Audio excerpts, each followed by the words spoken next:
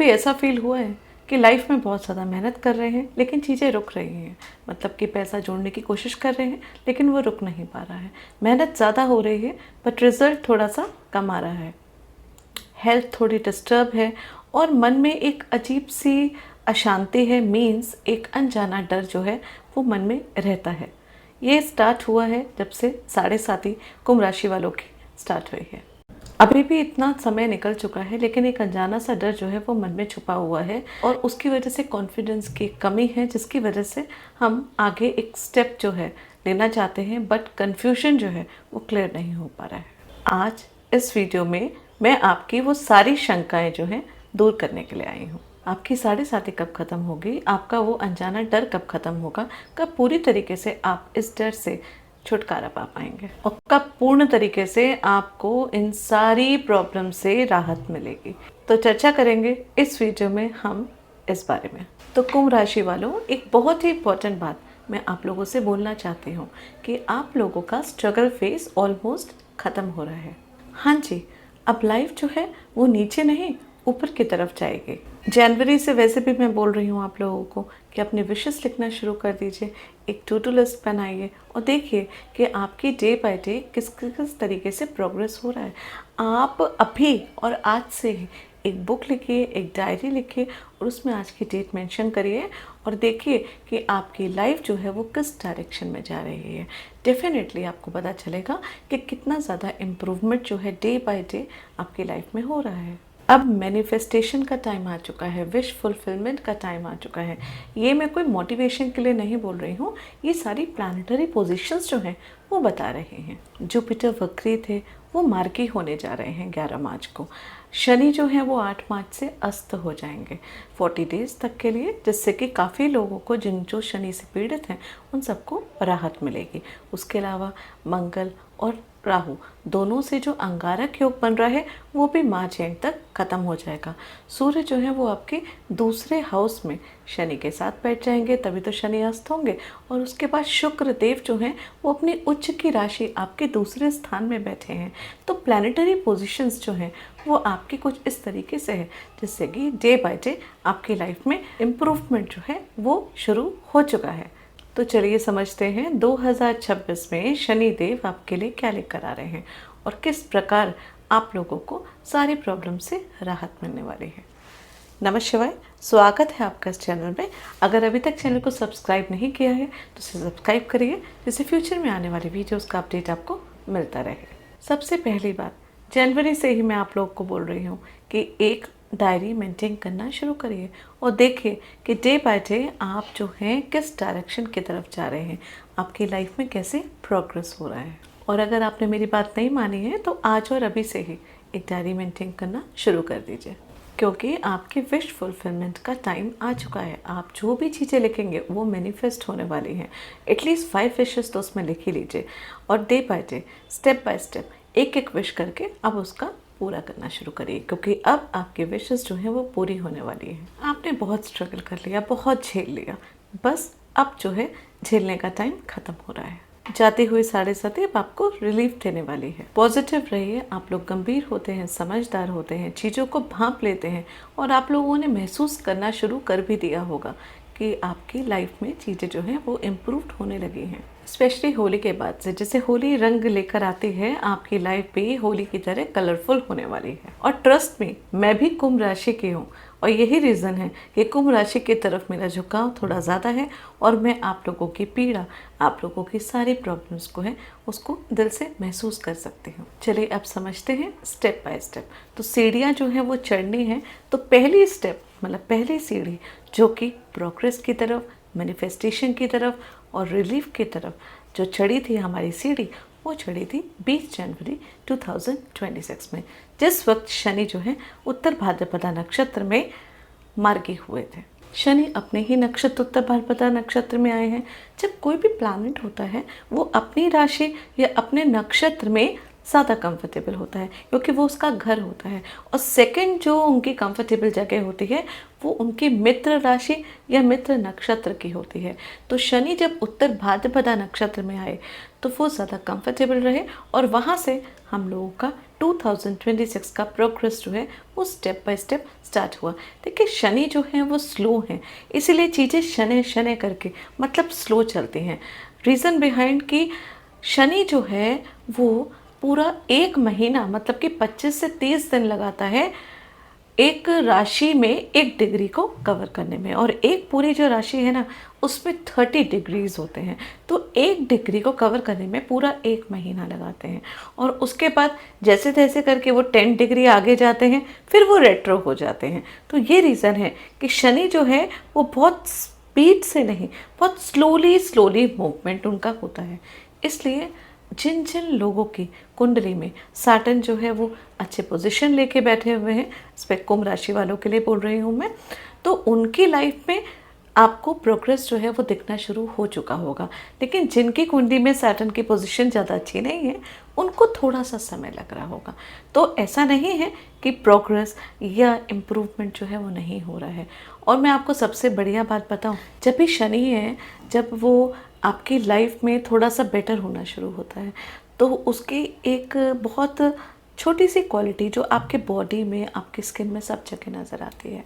शनि एक dry planet है, और जब भी शनि जो है वो कुंडली में थोड़ा सा पीड़ा देना शुरू करता है, जब वो नेगेटिव बैठे होते हैं, तो होता क्या है कि हमारी बॉडी में डिहाइड्रेशन की प्रॉब्लम स्टार्ट हो जाती है। स्किन ड्राई होने लगती है, थोड़ी झुलसने लगती है, स्किन का कॉम्प्लेक्शन जो है वो थोड़ा सा डल साइड में मतलब डार्क साइड में जाना शुरू होता है।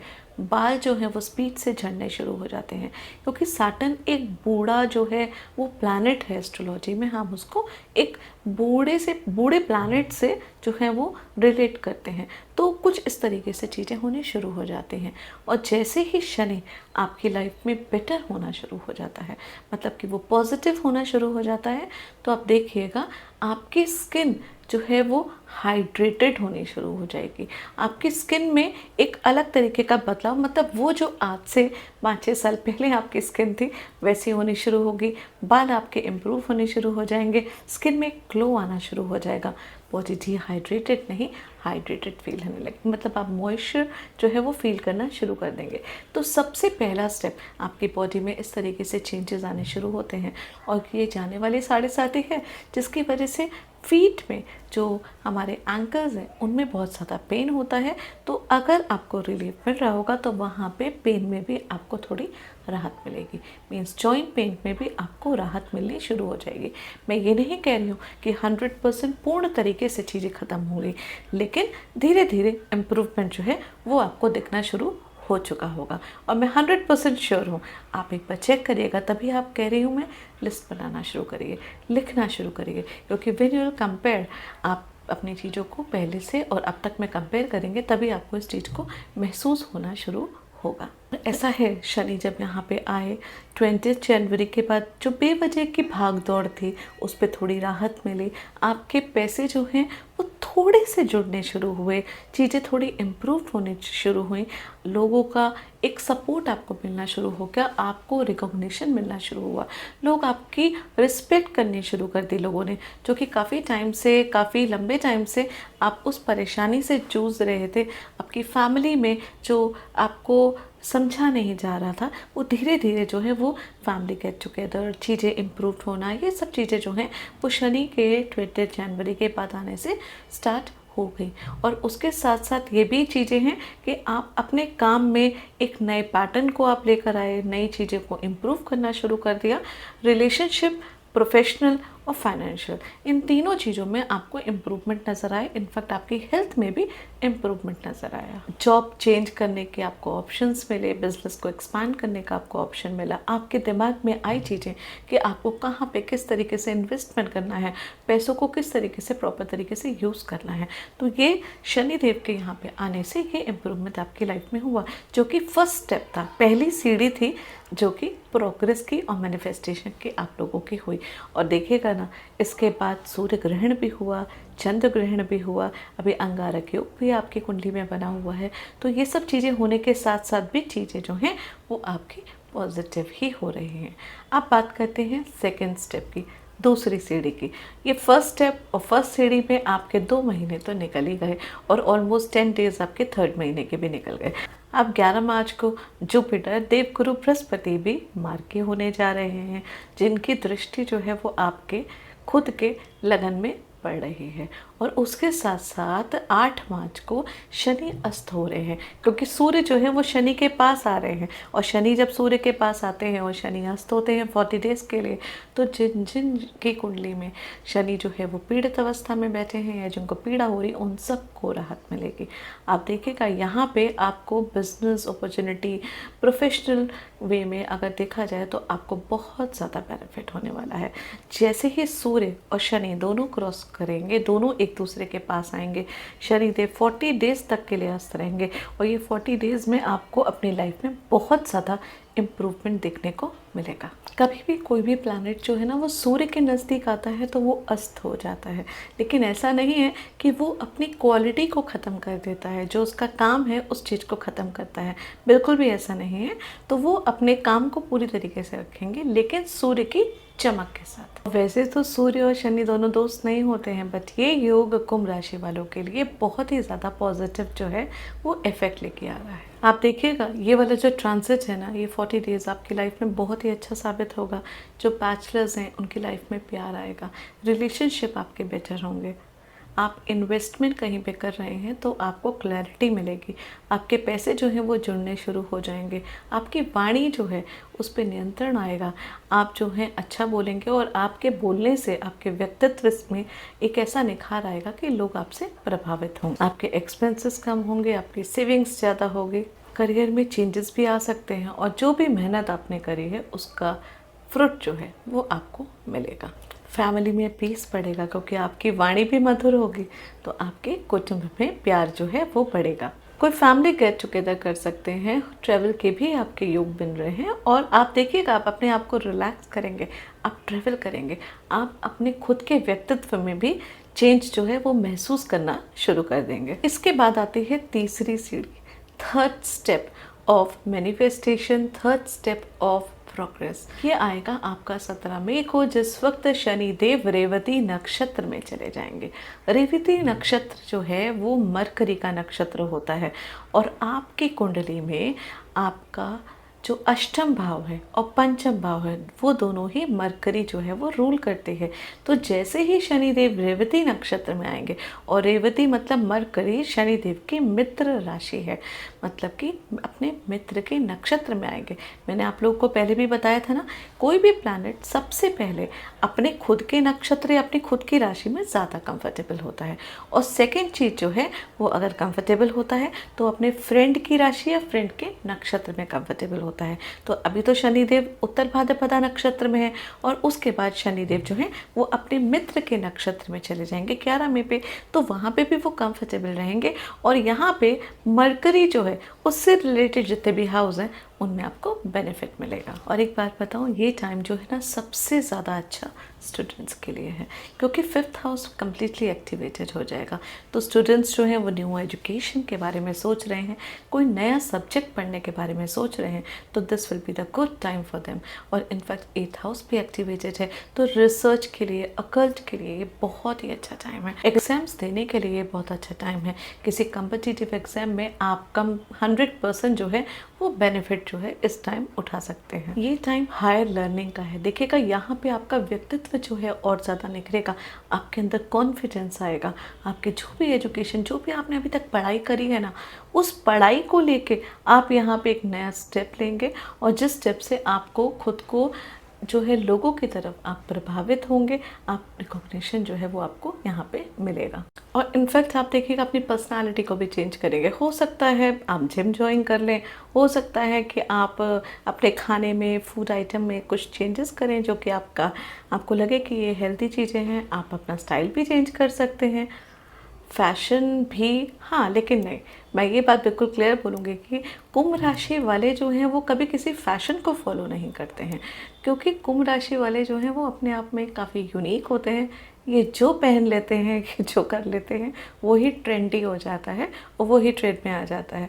तो फैशन डेफिनेटली आप अपने आप को देखिएगा, अपने हेयर स्टाइल को, अपने स्टाइल को आप अपने कपड़े पहनने के स्टाइल को, अपनी पूरी बॉडी को आप यहाँ पे चेंज करेंगे।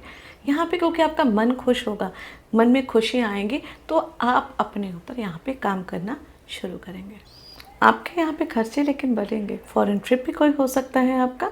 और अगर मैं प्यार की बात करूँ तो this is the best time. आपके अपने खुद के जो रिलेशनशिप हैं उनमें प्यार बढ़ेगा, उनमें अंडरस्टैंडिंग बहुत ज़्यादा बढ़ेगी। आपके स्पाउस के साथ यहाँ पे रिश्ते आपके स्ट्रॉन्ग होंगे, और हो भी सकता है कि यहाँ पे शादी के योग भी आपके बने। तो जो बैचलर्स हैं वो यहाँ पे बहुत प्रॉपर तरीके से अपने लिए एक राइट पार्टनर जो है वो ढूंढ सकते हैं, और आप ढूंढेंगे। यहाँ पे आप लोगों की लाइफ में रोमांस जो है वो डेफिनेटली आने का टाइम रहेगा। इनफैक्ट डेफिनेट है कि आप कहीं इन्वेस्टमेंट करने का भी सोच सकते हैं, बट स्टिल मैं आपको बोलूँगी अपनी बाकी प्लानिटरी पोजीशंस को ज़रूर चेक कर लीजिए। जब तक 7.5 चल रही है कहीं पे भी इन्वेस्टमेंट करने से बचे। बट क्योंकि इन्वेस्टमेंट का योग आपका बन ही रहा है, तो आई विल सजेस्ट आप एक काम कीजिए, अपने सेविंग अकाउंट में ज़्यादा पैसे मत रखिए। आप जो भी अर्न करते हैं आप उसमें से 50% एटलीस्ट निकाल के एक FD मतलब फिक्स डिपॉजिट बना लीजिए। फिक्स डिपॉजिट जो होता है वो भी काइंड ऑफ इन्वेस्टमेंट होता है, तो आपका इन्वेस्टमेंट का योग भी बना रहेगा, और वो आपके पैसे जो हैं वो प्रोटेक्ट भी रहेंगे।